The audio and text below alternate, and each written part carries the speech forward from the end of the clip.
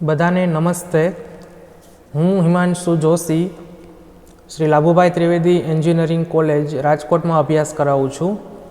ECAના આ લેક્ચરમાં તમારું સ્વાગત છે. આપણે આપણો ટોપિક આગળ વધારીશું. Chapter number 2 solution of first and second order નેટવર્કમાં.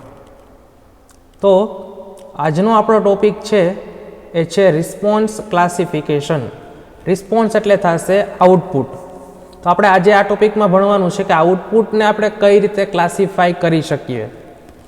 તો મેઇનલી રિસ્પોન્સ છે એ બે કેટેગરીમાં ડિવાઈડ થશે. એક zero input response, second zero state response. એટલે કે કોઈ પણ આઉટપુટ હોય એ મેઇનલી બે પાર્ટમાં ડિવાઈડ કરી શકાય. Zero input response and zero state response. તો પેલું આપણે જોઈએ ઝીરો ઇનપુટ રિસ્પોન્સ. તો ડેફિનેશન થશે as the name indicates input is not applied to the circuit then the response, that means output of circuit, is purely due to its initial condition of network.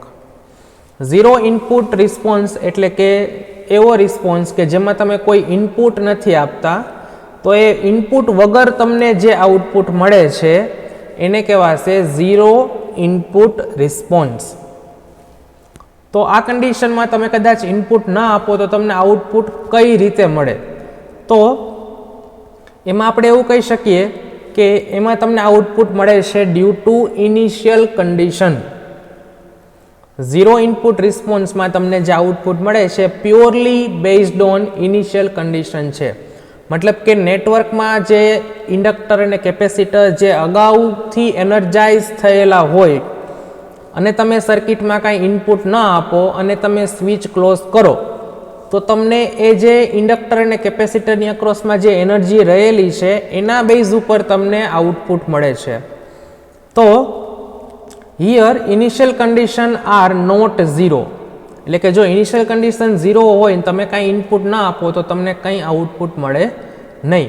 But initial condition non zero હોય તો તમને without source પણ તમને output મળે છે, કે જેને આપણે કહીએ છીએ zero input response. So here initial condition are not zero. So network is called initially at non relax network. Non relax network મતલબ કે એની પાસે ઇનિશિયલ કન્ડિશન કંઈક છે. So this type of response is also called as natural response. આ ટાઈપના રિસ્પોન્સને આપણે નેચરલ રિસ્પોન્સ પણ કહી શકીએ. તો આ થયો પહેલો response. Now second is zero state response. બીજો રિસ્પોન્સનો ટાઈપ છે એ છે ઝીરો સ્ટેટ રિસ્પોન્સ. સો અહીંયા consider that input is applied to the network. અહીંયા આપણે શું કરીએ છીએ? ઇનપુટ આપીએ છીએ અને ઇનિશિયલ કન્ડિશનને આપણે કન્સિડર કરીએ છીએ ઝીરો.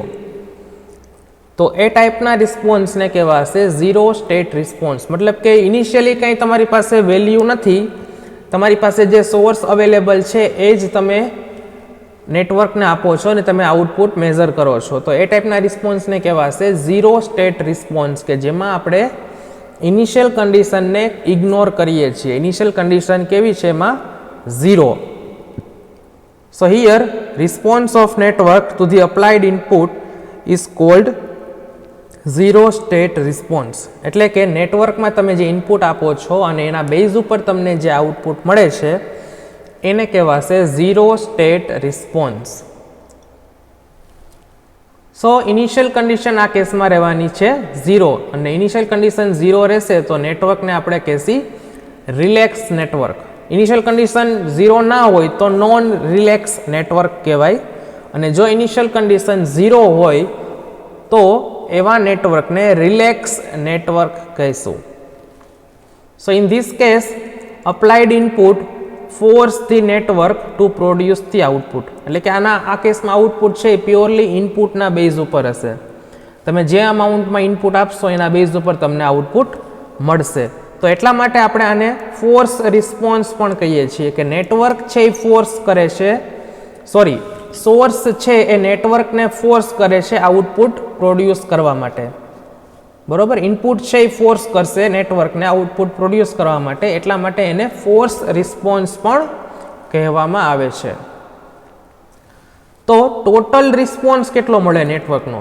સપોઝ કે નેટવર્કની પાસે ઇનિશિયલ કન્ડિશન પણ છે અને સોર્સ પણ છે, તો એ કેસમાં total response of network is obtained by adding 0 input response and 0 state response. Clear? At a time response એટલે કે આઉટપુટ કેટલું હશે? તો કે એ આઉટપુટ છે ઇનિશિયલ કન્ડિશન ઉપર પણ ડિપેન્ડ કરશે અને તમે જે ઇનપુટ આપેલું છે એના ઉપર પણ ડિપેન્ડ કરશે. તો ટોટલ રિસ્પોન્સ કેટલો થશે નેટવર્કનો? That is the summation of 0 input response plus 0 state response. એટલે કે પ્રેક્ટિકલી શું હોય? તો કે પ્રેક્ટિકલી ઇનિશિયલ કન્ડિશન પણ નેટવર્કમાં પ્રેઝન્ટ હોય અને સોર્સ પણ પ્રેઝન્ટ હોય. તો તમને જે આઉટપુટ મળવાનું છે એ આઉટપુટ ઇનિશિયલ કન્ડિશનનું પણ એમાં પાર્ટ હશે અને સોર્સનો પણ એમાં કંઈક રોલ હશે.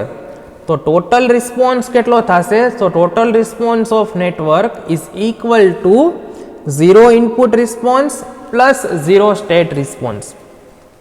બરોબર. તો આ આપણો રિસ્પોન્સનું ક્લાસિફિકેશન થશે. ટોટલ એન્ટાયર રિસ્પોન્સ કેટલો હોય? That is the summation of 0 input response and 0 state response. Okay. તો સેકન્ડ ટોપિક આપણો આજનો છે એ છે ટાઈમ કોન્સ્ટન્ટ. ટાઈમ કોન્સ્ટન્ટ આપણે સ્ટડી કરવાનું છે RL સર્કિટમાં અને RC સર્કિટમાં. તો સૌથી પહેલાં તો હું ડિફાઇન કરું ટાઈમ કોન્સ્ટન્ટને. તો દાખલા તરીકે ફોર એક્ઝામ્પલ આપણે આ ઇક્વેશન લઈએ, 3 ઇક્વેશન. તો આ 3 ઇક્વેશનમાં તમે એક વસ્તુ ઓબ્ઝર્વ કરેલી હશે કે જે એક્સપોનેન્શિયલ ટર્મ છે એ બે રીતના હશે, કાં તો 1 માઇનસના ફોર્મમાં હશે અને કાં તો ડાયરેક્ટલી e રેસ ટુ ના ફોર્મમાં હશે. 1 માઇનસના ફોર્મ કઈ રીતે હશે? 1 minus e raise to minus r by l into t. Clear? આ ઇક્વેશનમાં પણ તમને જોવા મળશે. અથવા તો 1 માઇનસ ન હોય તો ખાલી હશે e raise to minus r by l into t. એટલે કે r બાય l છે બધામાં કોમન છે, r બાય l છે બધામાં કોમન છે. તો RL સર્કિટ માટે હું ડિફાઇન કરીશ L બાય R, નહીં કે R બાય L. બરોબર. તો L બાય R ને હું કહું છું અહીંયા T. L બાય R ને હું કહું છું અહીંયા T. L by R equal to T. તો અહીંયા ઇક્વેશનમાં શું મોડિફિકેશન થશે? અહીંયા R બાય L છે એટલે એને L બાય R ના ફોર્મમાં લખીએ તો અહીંયા શું આવશે? e raise to T by capital T. Clear? Small t upon capital T. કારણ કે અહીંયા જો હું કેપિટલ T બરાબર L બાય R મૂકું તો R છે એ છેદનો છેદ એ અંશમાં જતો રહેશે, એટલે અહીંયા R બાય L લખી શકાશે. તો T ઇઝ ઇક્વલ ટુ હું લઉં છું L બાય R. એટલે પહેલું ઇક્વેશન આપણું જે છે I of T is equal to V by R 1 minus e raise to minus R by L into T. એને હું લખીશ I of T is equal to V by R 1 minus e raise to small t upon capital T. Same વસ્તુ અહીંયા પણ થશે. V R of T is equal to V into 1 minus e raise to minus R by L into T. તો એ થઈ જશે V into 1 minus e raise to minus small t upon capital T. અને અહીંયા એનું modification થશે V into e raise to minus small t upon capital T. તો આ જે t છે એને હું કહેવાનો છું ટાઈમ કોન્સ્ટન્ટ. આ t ને હું ડિફાઇન કરું છું time constant for RL circuit. Time constant એટલા માટે કે તમે એક વસ્તુ ઓબ્ઝર્વ કરેલી હશે કે રિસ્પોન્સ જે છે, બરોબર, રિસ્પોન્સ એ ટોટલી ડિપેન્ડ કરશે R બાય L ઉપર, એટલે કે ઇનડાયરેક્ટલી કહું તો L બાય R ઉપર. એટલે કે જો અહીં ઇન્ડક્ટર અને રજિસ્ટરની વેલ્યુ ચેન્જ કરું તો એક્સપોનેન્શિયલ ટર્મ છે આખો ચેન્જ થઈ જશે, અને એક્સપોનેન્શિયલ ટર્મ ચેન્જ થઈ જશે તો મતલબ કે કેરેક્ટરિસ્ટિક્સ છે એ ચેન્જ થશે. ક્લિયર? કઈ રીતે ચેન્જ થશે એ આપણે હમણાં જોશું. હવે ડિફાઇન કરું ટાઈમ કોન્સ્ટન્ટ RC સર્કિટ માટે. ટાઈમ કોન્સ્ટન્ટ RC સર્કિટ માટે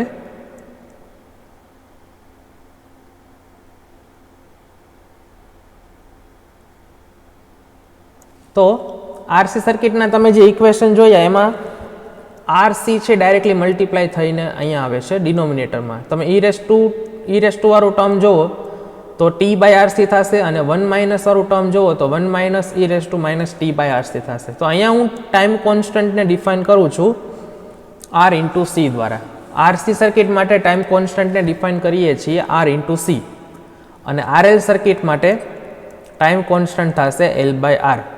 બંનેમાં તમે એક વસ્તુ ઓબ્ઝર્વ કરશો કે t સાથે જે ટર્મ મલ્ટીપ્લાય થયેલું છે, બરોબર, આપણે t ને રાખવાનું છે છેદમાં t/t, એટલે કે ટાઈમ અપોન ટાઈમ કોન્સ્ટન્ટ. એ ફોર્મેટ આપણે લઈ આવવું છે. આપણે કયા ફોર્મેટમાં ડિફાઇન કરવું છે?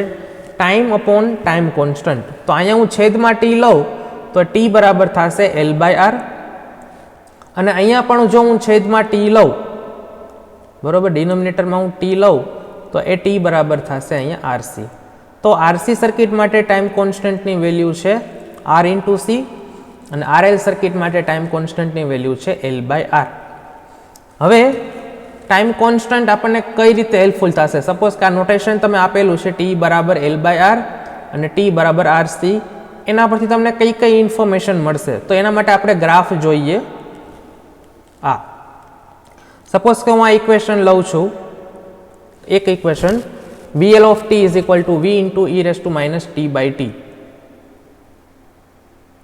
હવે હું ટાઈમ ડિફાઇન કરું છું t is equal to L/R. Suppose કે હું આ ટાઈમ લઉં છું L/R, એટલે ઇક્વેશન શું થશે?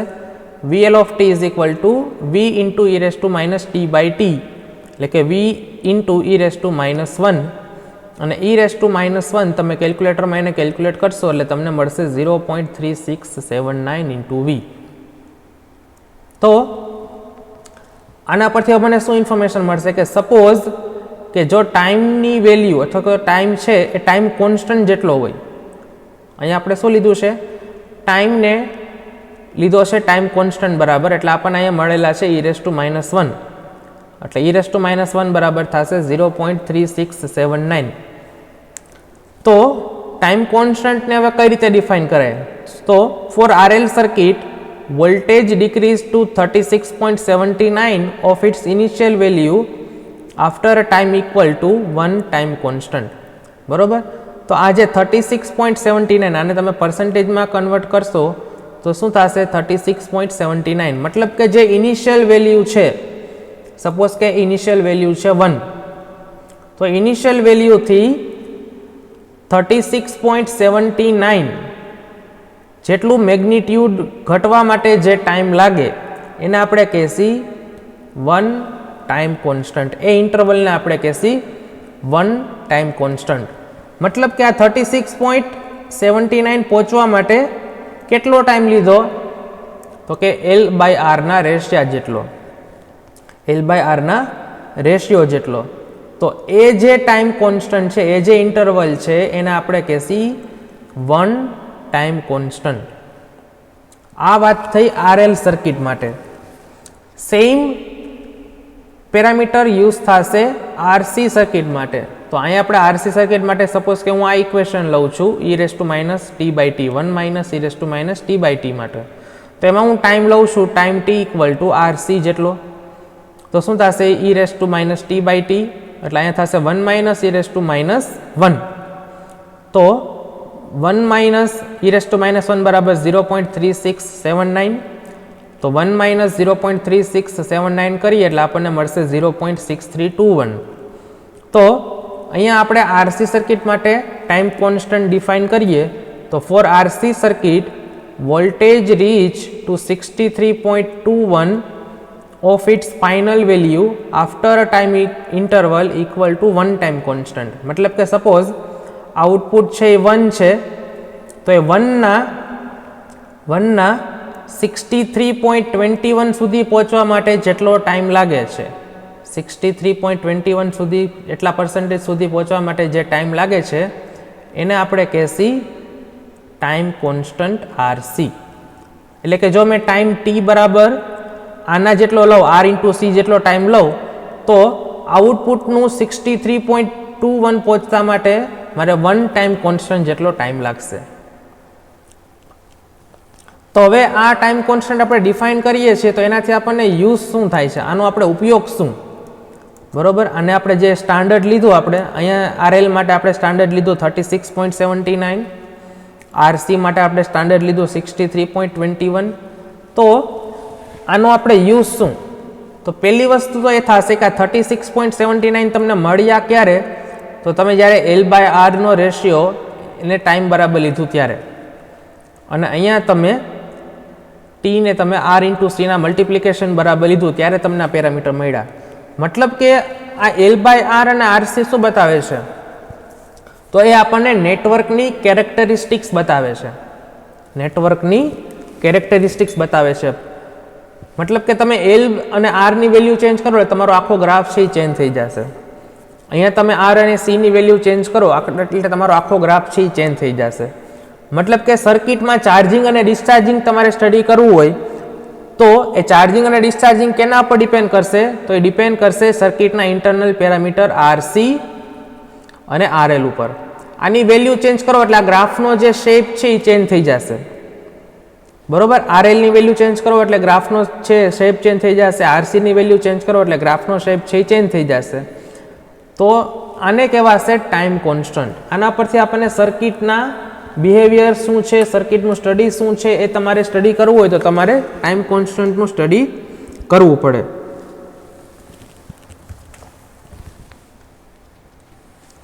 તો ઇમ્પોર્ટન્સ ઓફ ટાઈમ કોન્સ્ટન્ટ શું થશે આ કેસમાં? So time constant is very much useful for analysis and behavioural study of network. નેટવર્કનું બિહેવિયર તમારે સ્ટડી કરવું હોય, નેટવર્કનું એનાલિસિસ કરવું હોય તો ટાઈમ કોન્સ્ટન્ટ છે યુઝફુલ છે. અને ટ્રાન્ઝિયન્ટ એનાલિસિસ અને સ્ટેડી સ્ટેટ એનાલિસિસ તમારે નેટવર્કનું કરવું હોય તો પણ ટાઈમ કોન્સ્ટન્ટ છે ઘણું બધું યુઝફુલ થશે. મતલબ કે નેટવર્ક એનાલિસિસ કરવું હોય, એનું બિહેવિયરલ સ્ટડી કરવું હોય, ટ્રાન્ઝિયન્ટ એનાલિસિસ કરવું હોય કે સ્ટેડી સ્ટેટ એનાલિસિસ કરવું હોય તો ટાઈમ કોન્સ્ટન્ટ છે ઇમ્પોર્ટન્ટ થશે. ઇનડાયરેક્ટલી શોર્ટમાં આપણે એટલું જ કહેશી કે કોઈ પણ નેટવર્ક છે એમાં ઇન્ડક્ટર હોય અને કેપેસિટર હોય તો નેટવર્કનું ચાર્જિંગ અને ડિસ્ચાર્જિંગ થવાનું છે. એ ચાર્જિંગ અને ડિસ્ચાર્જિંગનો જે રેટ છે એ તમને અહીંયાથી ડિફાઇન થશે. RC અને L/R આ પેરામીટર ઉપર છે એ સર્કિટ ડિપેન્ડ કરશે. એનું રીઝન એ છે કે આ પેરામીટર છે એ ટાઈમ સાથે મલ્ટીપ્લાય થાય છે. જુઓ અહીંયા RC છે એ પણ ટાઈમ સાથે મલ્ટીપ્લાય થાય છે. અહીંયા R/L એટલે કે L/R હું જે લઉં છું એ પણ અહીંયા ટાઈમ સાથે મલ્ટીપ્લાય થાય છે. મતલબ કે નેટવર્કમાં જો હું આ પેરામીટર ચેન્જ કરી નાખું તો ટીની સાથે જે એટલે કે જે ટાઈમનો જે ફંક્શન છે એની સાથે જે મલ્ટિપ્લિકેશનમાં જે પેરામીટર છે એમાં ચેન્જ આવશે. એમાં ચેન્જ આવશે એટલે કે ગ્રાફનો જે રિસ્પોન્સ છે એમાં ચેન્જ આવશે. તો ટાઈમ કોન્સ્ટન્ટ આપણને ઇનડાયરેક્ટલી આ રીતે હેલ્પફુલ થાય છે. So thank you very much. આજનો સેશન આપણો અહીંયા પૂરો થાય છે. જો તમને કંઈ પણ ડાઉટ હોય, કંઈ પણ ક્વેશ્ચન હોય તો તમે ડાઉટ અને ક્વેશ્ચન છે એ કમેન્ટ સેક્શનમાં મૂકી શકો છો. અને જો તમને મારા વિડીયોઝ પસંદ હોય તો તમે વિડીયોઝને લાઇક કરી શકો છો, શેર કરી શકો છો. અને જો તમે મારી ચેનલ સબસ્ક્રાઈબ ન કરેલી હોય તો તમે એને સબસ્ક્રાઈબ કરજો અને વિડીયોઝને તમારા ફ્રેન્ડ સુધી પહોંચાડજો. Thank you very much.